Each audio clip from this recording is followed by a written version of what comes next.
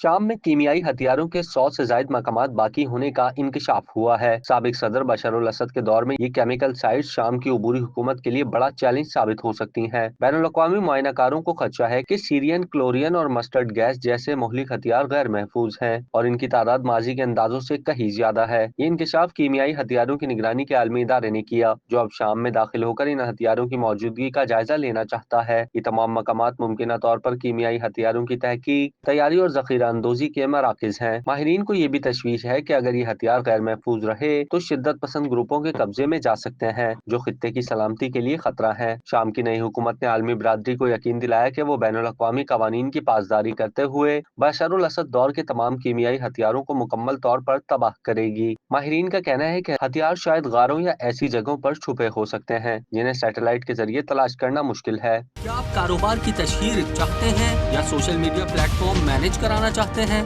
तो देर कैसी, अभी राब्ता करें ओनली न्यूज की टीम से। हमारा कॉन्टेक्ट नंबर आपकी स्क्रीन पर है।